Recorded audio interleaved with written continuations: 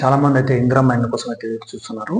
అయితే వీళ్ళకి సంబంధించి ఒక గుడ్ న్యూస్ అయితే వచ్చింది మనకు. గుడ్ న్యూస్ ఏంటి అంటే ఈ నెల 5వ తారీఖు, ఈరోజు 3వ తారీఖు అంటే రేపు లేక ఎల్లుండి ఈ ఇందిరమ్మ ఇళ్ళకి సంబంధించి ఏదైతే అప్లికేషన్ తీసుకొచ్చిందో రాష్ట్ర ప్రభుత్వం అదైతే ఓపెన్ చేయబోతున్నారు. ఈ నెల 10వ తారీఖు తర్వాత ఈ ఇందిరమ్మ హౌసింగ్ స్కీమ్ కోసం ఎవరైతే ఎదురు చూస్తున్నారో వారి నుంచి అయితే అప్లికేషన్స్ అయితే స్వీకరిస్తామని చెప్పేసి ఇటు మంత్రి పొంగులేటి శ్రీనివాసరెడ్డి గారు అలాగే రాష్ట్ర ప్రభుత్వం అయితే చెప్పడం అయితే జరిగింది. ఈరోజు మీరు చూసుకోవచ్చు, మనం మార్నింగ్ కూడా ఒక వీడియో అయితే చేశాం.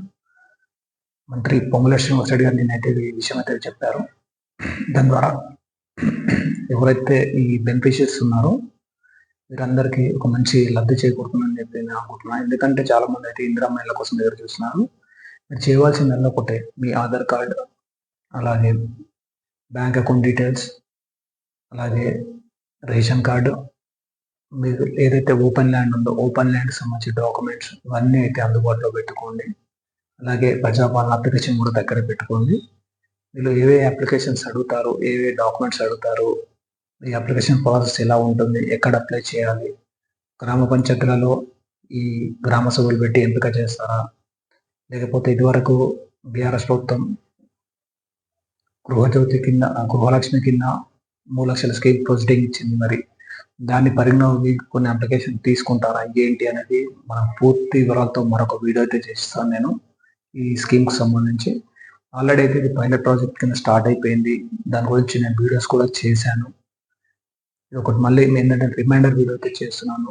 ప్రతి ఒక్క లబ్ధిదారునికి ఈ ఇందిరమ్మ హౌసింగ్ స్కీమ్ ద్వారా బెనిఫిట్ పొందాలి అనే ఉద్దేశంతో నేను ఈ వీడియో అయితే చేస్తున్నాను. మీరు చేయవలసింది ఒకటే, మీకు సంబంధించిన ఎలాంటి డాక్యుమెంట్స్ ఉన్నా కూడా రెడీగా పెట్టుకోండి.